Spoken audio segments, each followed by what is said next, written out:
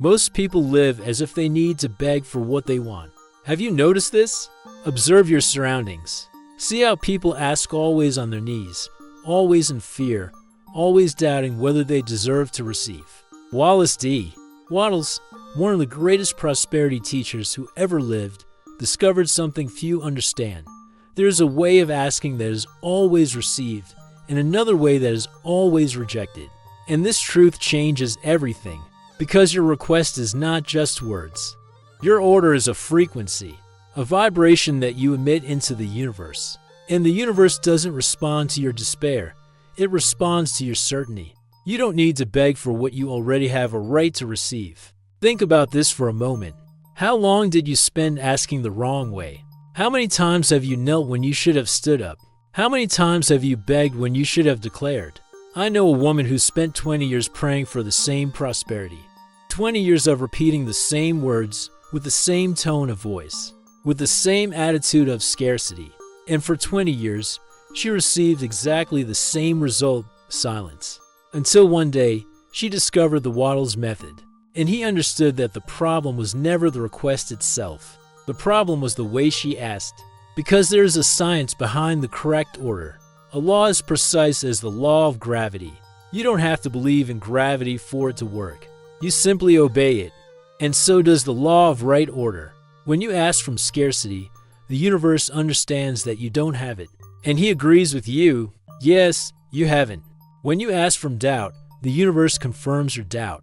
Yes, you must doubt it. But when you ask in the way Wattles revealed, you activate a force few know about. A force that does not fail, that does not hesitate, that does not wait. Imagine that you are not asking for anything new. Imagine that you are just claiming something that is already yours by divine right. Like a prince who simply declares his heritage. No fear. Undoubtedly, just absolute certainty. This is the first secret of the Wattles method. And he reveals why so many requests remain unanswered, why so many prayers seem to hit a glass ceiling, why so many sincere desires never manifest. The truth is that the universe has already said yes to everything you need, but you keep saying no with your way of asking. Maybe you're thinking, but I really want these things. I really need this healing, this prosperity, this relationship, and I believe in you, but the universe doesn't respond to what you want or need. It responds to what you are, at your frequency, to your vibration. It's like trying to tune into a radio station. No matter how much you want to listen to the music, if the dial is on the wrong frequency, you will only hear static. The Wattles method is essentially a frequency adjustment, a realignment of your being with what you want to manifest. And it all starts when you abandon the illusion of the common request, the one based on lack, and embrace the truth of the right request, the one based on the abundance that already exists. Think about it. You don't ask for the sun to rise tomorrow. You just know he will be born. You don't beg for oxygen with every breath. You simply breathe, confident that the air will be there. What if you could ask for everything else with that same certainty, that same unshakable confidence? This is exactly what Wattles taught, and that's why his method transformed so many lives. Because it is not just a technique. It is a fundamental change in the way you relate to the universe. From this moment on, you have a choice. Keep asking as you always asked and receiving the same results as always. Or start asking like Wattles taught and open yourself to an infinite flow of possibilities. The decision is yours. But remember, how you ask determines what you receive. And there is a science behind it all. There is a thinking substance from which all things are made. This was Wattles' great discovery, an invisible, intelligent substance that permeates the entire universe, a substance that responds to thought, which is shaped according to the mental impression it receives. It's not magic, it's science, the same science that allows you to be hearing or reading these words right now. Wattles wrote, "Thought is the only force capable of producing tangible wealth from amorphous substance." And the same applies to everything else you want to manifest. Think of a radio. He doesn't create the music you hear. It simply tunes into frequencies that are already in the air. And your being works the same way. You do not create health, prosperity, or love. You tune into the frequency of these realities that already exist in potential. The universe does not hear your words. He feels your vibration. That's why two people can make the same request with the same words and get completely different results. Because it's not the words that matter. It is the vibrational frequency behind them. Modern physics confirms what Wattles taught more than a century ago. Everything is energy vibrating at different frequencies, including you, including your thoughts, including your feelings.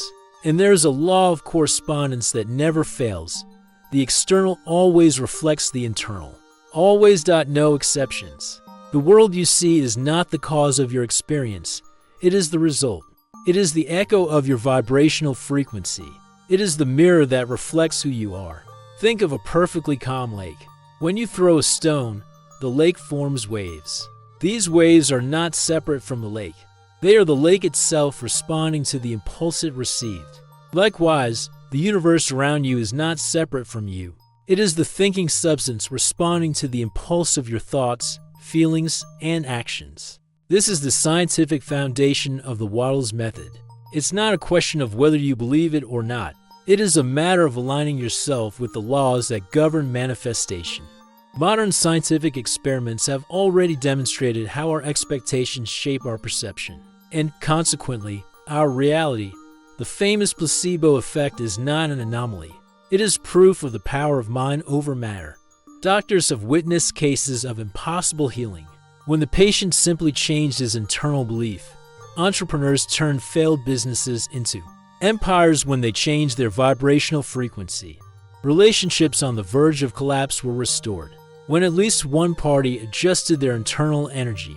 Wattles understood this truth more than a century ago when he wrote, "Man can form things in his thought, and by impressing his thought upon the formless substance, can cause the thing he thought to be created." This is the science behind correct ordering. It is not begging an external force. It is to imprint your clear intention on the thinking substance that responds to your command. It's like planting a seed. You don't beg for the seed to grow. You plant it in fertile soil, knowing that the laws of nature will do the rest. And then you act in harmony with these laws, watering, providing sunlight, protecting. Likewise, when you make a correct request, you are not begging. You are planting a seed in thinking substance and then acting in harmony with the laws of manifestation. But it demands something of you. It requires you to let go of the old paradigm of separation, the belief that you are here, and what you want is there, far away, beyond your reach. In fact, everything you desire already exists in potential within thinking substance, and you are immersed in that substance. You are one with her. There is no real separation. This is the great secret that many spiritual seekers spend their entire lives without discovering. The fundamental unity between you and what you want. You are not attracting something from outside. You are manifesting something from within, something that is already yours in potential, just waiting for the right command to take form. And this command is three essential components, three pillars that support the Wattles method: thinking in a certain way, feeling in a certain way, and acting in a certain way. When these three pillars are aligned, the result is inevitable as gravity, as sure as the dawn. There's a crucial difference between thinking about something and thinking a certain way. Most people spend their lives thinking about what they want, dreaming, fantasizing, imagining how good it would be to have that. But this is not the correct thinking that Wattles taught. Thinking the right way is creating a clear, defined, and unshakable mental image of what you want. It's seeing with your mind's eye as if it were already real. It is to eliminate all doubt, all contradiction, all internal division. Your thoughts are seeds. Plant precisely what you want to harvest. When your mind is divided, part wanting, part doubting, part affirming, part denying, you create contradictory results. How to drive a car with one foot on the accelerator and the other on the brake. You waste energy, make noise, but don't move. Wattles realized that most people live in this state of mental contradiction. They say they want prosperity, but they constantly think about the lack of money. They say they want health, but they focus on the disease. They say they want a loving relationship, but they obsessively relive past hurts. And the universe, ever faithful, responds to exactly this internal confusion with equally confusing external circumstances. The first pillar of the Wattles method requires absolute clarity, a mental vision so clear of what you want that no doubt can penetrate it. An image so vivid that all your senses can experience it as if it were already real. It's like an architect visualizing a building before drawing the first line on the plan. He sees the completed building in his mind. You walk through its halls. You feel the texture of the walls. Hear the echo of footsteps on the floor. For him, the building already exists, first in the mind, then on paper, and finally in the physical world. Likewise, you must see what you want to manifest with such clarity that, to your mind, it is already real. It won't be real. It can't be real. It's already real. This is the difference between desire and decision. Desire says, I want. The decision says, I have. There are 3 common mistakes people make when trying to apply this first pillar. First, they try to visualize the how. They try to imagine the process, the path, the means by which their desire will be fulfilled. But this is a mistake. Wattles taught that your job is to focus on the what, not the how. Thinking substance will take care of the how, often in ways you could never predict. Second, they visualize for a few minutes and then spend the rest of the day in contradictory thoughts. It's like planting a seed and then digging it up every few hours to see if it's growing. The seed will never have a chance. Third, they confuse visualization with idle fantasy. Correct visualization is not an escape from reality. It is the creation of a new reality. It is an act of creative power, not escape. To correctly apply this first pillar, do this, set aside time every day, preferably in the morning and evening, to visualize what you want as if it were already yours. See it, feel it, touch it. Listen to him. Prove it if applicable. Engage all your senses. And then, throughout the day, keep that image in the back of your mind, like soft music that keeps playing even when you're focused on other things. I know a man who applied this principle to completely transform his financial life. He was a bus driver, always struggling to pay the bills. But he began to visualize himself as a successful businessman. Every morning, he found himself in his office, serving clients, closing deals, receiving payments. It wasn't a vague fantasy. It was a clear, detailed, consistent mental image. And he kept it even while he drove his bus, even while he paid his late bills, even when external circumstances seemed to contradict his vision. In less than 2 years, he had started a small business. Within 5 years, he owned a company with several employees. Today, he earns in a month what he used to earn in a year. Right thinking is not optional, it is the foundation that supports everything else. It is the first pillar without which the other two cannot be maintained. But thought alone, as powerful as it is not enough, because the universe doesn't just respond to what you think, it responds to what you feel. And that's where the second pillar of the Wattles method comes in. Thought without emotion is like a light bulb without electricity. It has all the potential, but no energy to activate it. Wallace D. Wattles discovered that emotion is the fuel that drives manifestation. It is the electrical current that energizes the thought circuit. And of all emotions, there's one that stands out as the most powerful: gratitude. Not any gratitude, anticipated gratitude. Most people wait to receive and then say thank you. But this is like waiting for the harvest to come before planting the seed. The order is reversed. When you feel gratitude for what you don't yet see, you begin to see what you are already grateful for.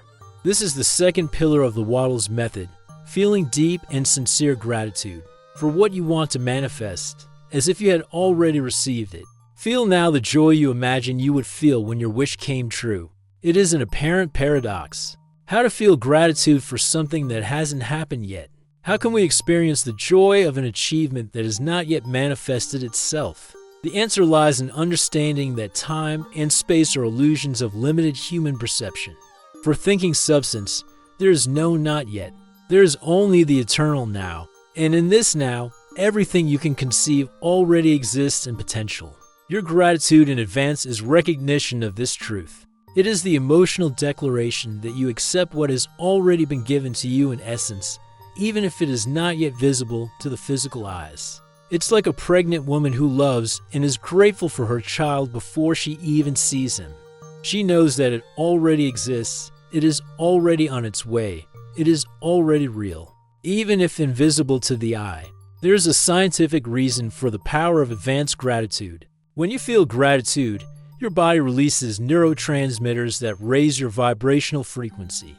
Your biochemistry literally changes. Your energy field expands, and this creates a state of resonance with what you want to manifest. This is why people who feel anger, fear, or despair have so much difficulty expressing their desires. These low-frequency emotions create disharmony, not resonance, with what they want to attract. And here is one of the biggest challenges: maintaining emotional coherence. Because it's not enough to feel gratitude for a few minutes during your daily visualization. You need to keep that emotional note resonating throughout the day, even when external circumstances seem to contradict it. Here's a simple technique for cultivating anticipatory gratitude. Close your eyes, breathe deeply, and imagine yourself in the future already living the reality you want to create. See yourself enjoying this reality, and then allow a wave of genuine gratitude to flood your being. Give thanks as if you had already received it. Give thanks with all your heart. Do this for at least 2 minutes, 3 times a day, and you will begin to notice a subtle but profound shift in your energy. You will feel lighter, more open, more receptive. I know a woman who used this technique to heal a relationship that seemed hopelessly broken. For years, she and her husband lived like strangers under the same roof. Communication was minimal, tension was constant. She started practicing anticipatory gratitude. Every morning, afternoon, and night, she closed her eyes and saw herself in a loving and harmonious relationship with her husband. I felt the joy of this reality.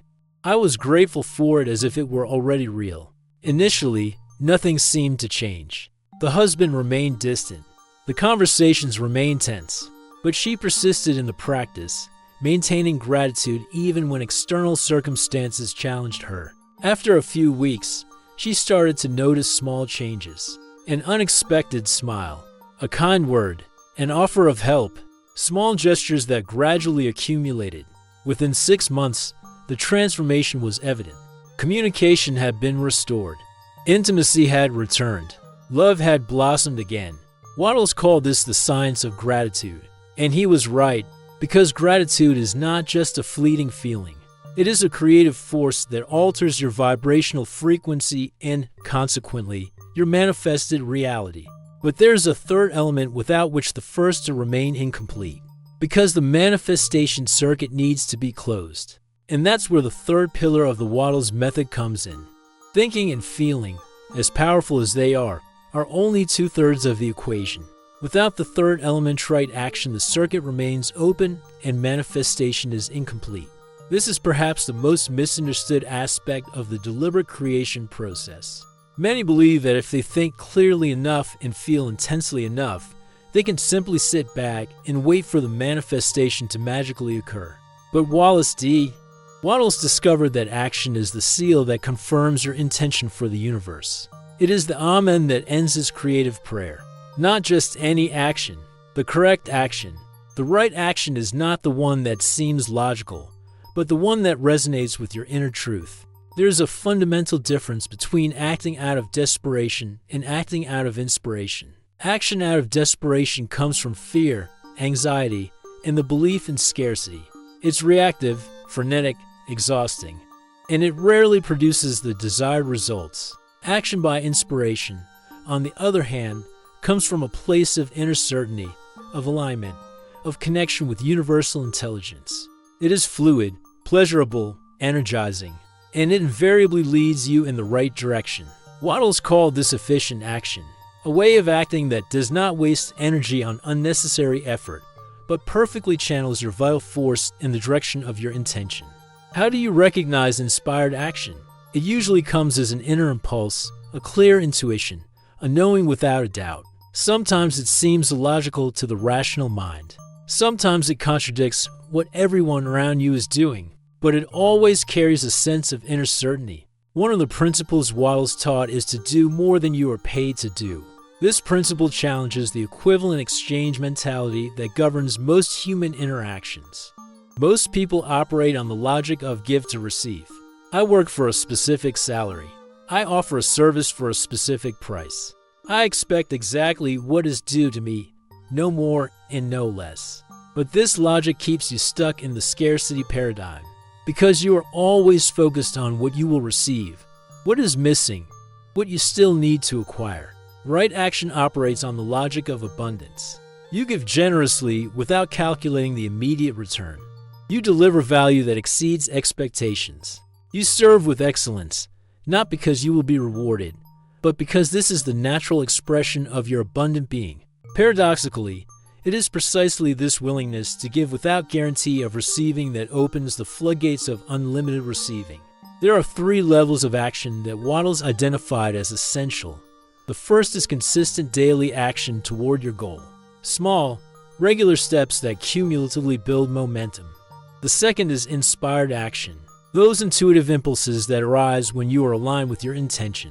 These inspirations often seem to come out of nowhere, but in fact they are guidance from universal intelligence. The third is the action of expressed gratitude.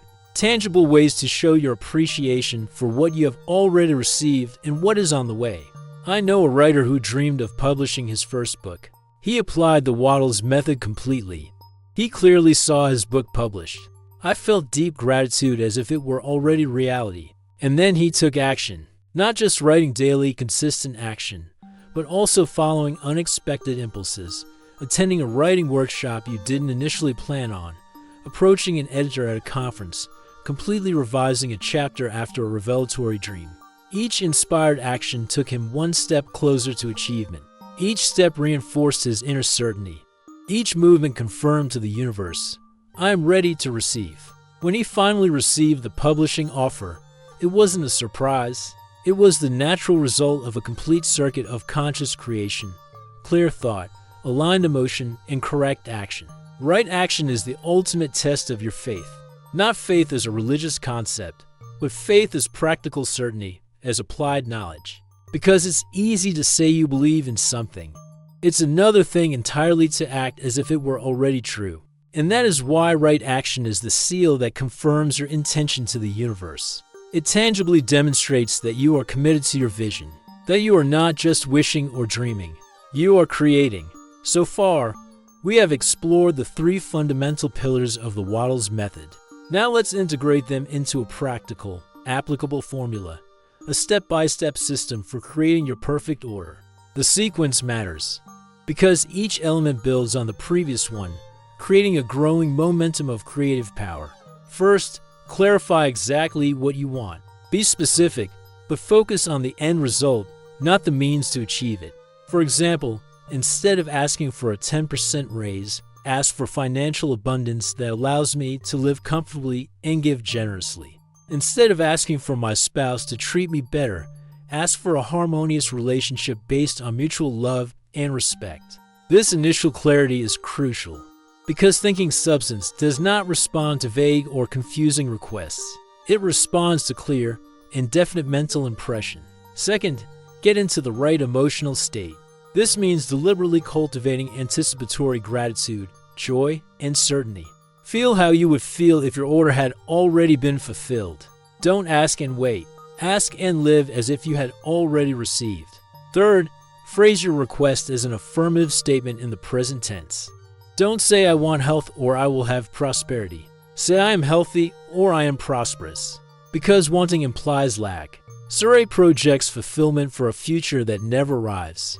I am affirms the reality you wish to create as already existing now. Fourth, completely release your order. This means surrendering it to universal intelligence without attachment to the specific outcome or time of manifestation. Trust that the answer will come at the perfect time and in the perfect way, often in ways you couldn't predict or plan for. Fifth, act as if your request has already been granted. This is the application of the third pillar. Behave, speak, and make decisions in line with the reality you are manifesting, not your current circumstances. Sixth, maintain an attitude of confident expectation, not an anxious hope, but a calm certainty that what was requested is already on its way. This confident expectation creates a field of manifestation around you, an energetic field that attracts and organizes the conditions, people, and events necessary to fulfill your request. A practical way to implement this formula is through a daily ritual. In the morning, when you wake up, and at night, before bed, when your mind is more receptive. Follow this process. Find a quiet place where you will not be disturbed. Sit comfortably and close your eyes. Take several deep breaths to center yourself. Clearly visualize what you want as if it were already real. Engage all of your senses in this visualization. Feel deep gratitude for this reality. State your affirmation out loud in the present tense. I am. I have. I experience. Then, throughout the day, keep this awareness in the background as you go about your normal activities. And whenever you feel inspired to act, follow it promptly, without hesitation. This ritual creates a powerful impression on the thinking substance. And when practiced consistently, it inevitably produces results. But there are common pitfalls that can interrupt the flow of manifestation. The first is the constant questioning. When will it happen? Why hasn't it happened yet? This questioning reveals doubt and contradicts the certainty essential for effective manifestation. The second trap is trying to control how your order will be fulfilled. Remember, your job is to state the what, not the how. Universal intelligence has access to infinite possibilities, many of which are beyond your current capacity for imagination. The third pitfall is inconsistency. Make your requests with conviction and then contradict it with thoughts, words, or actions of doubt or fear. This inconsistency sends mixed signals to thinking substance. How do you know if your order is in the process of being processed? There are signs, inexplicable synchronicities, inspired ideas that seem to come out of nowhere, coincidental encounters with people who can help, and a growing sense of inner certainty. The Wattles formula can be applied to any area of life. For financial prosperity, you would declare your abundance as already existing. Feel deep gratitude for that abundance, and act in ways that express prosperity, not spending irresponsibly, but cultivating a generous and fluid relationship with money. For health, you would see and feel completely healthy. Be grateful for every cell in your body functioning in perfect harmony, and act with the energy and vitality of a healthy person. For relationships, you would visualize the exact quality of connection you desire. Feel the joy of that connection as already real, and interact with others from that internal state of love and harmony. What makes the Wattles formula so powerful is its completeness. It is not just a mental technique, or just an emotional practice, or just a system of action. It is the harmonious fusion of the three, creating a complete circuit of creative power. Even with complete knowledge of the Wattles method, many people still encounter obstacles on the path to manifestation. These are not flaws in the method. These are internal blockages that need to be identified and dissolved. There are three universal blocks that prevent effective manifestation: undeserving, limiting beliefs, and unconscious decisions. Undeservingness is perhaps the most profound and prevalent. It's the inner, often unrecognized feeling that you don't deserve to get what you want, that somehow you are not worthy, not enough, not qualified. This feeling may have roots in childhood, in past experiences of rejection or criticism, or in cultural and religious conditioning that teaches that suffering is virtuous and pleasure is suspect. The only real limit to what you can ask for is the limit you accept within yourself. Limiting beliefs are thought structures that contradict your desires. Like money is hard to earn, relationships always end in pain. Health deteriorates with age. Success requires sacrifice of personal life. These beliefs operate like subconscious programs, filtering your perception and directing your actions, often without you even realizing it. Unconscious decisions are choices you made at some point, often in response to painful experiences, about how life works and how you should protect yourself. Like deciding to never trust anyone again after a betrayal, or never try anything new again after a failure. These invisible decisions continue to operate years or decades later, even when the circumstances that caused them no longer exist. How to identify and dissolve these blockages? The first step is honest self-examination. Ask yourself, if I truly believed I deserved everything I wanted, what would my life be like? What beliefs about myself, about others, about the world are in contradiction with what I'm trying to manifest? What decisions have I made in the past that may be limiting my present? This self-examination is not about judging or criticizing yourself. It is to bring to light what was operating in the shadow. Because what you consciously recognize, you can transform. Wattles' method for dissolving internal resistance involves 3 steps. First, acknowledge the block without judgment. Simply observe it with compassion, understanding that it probably arose as a protective mechanism at some point. Second, replace the limiting belief with a new truth that resonates with your deepest being. Not an empty statement, but a genuine understanding that makes sense to you. Third, consistently act on this new understanding, even when it is uncomfortable. Especially when it's uncomfortable, because it is in the zone of discomfort that growth occurs. I know a man who discovered that his primary block to financial prosperity was an unconscious belief that rich people are greedy and immoral. This belief stemmed from his childhood in a working-class family where the rich were often demonized. Every time he began to prosper financially, his subconscious would sabotage his progress to prevent him from becoming a bad person.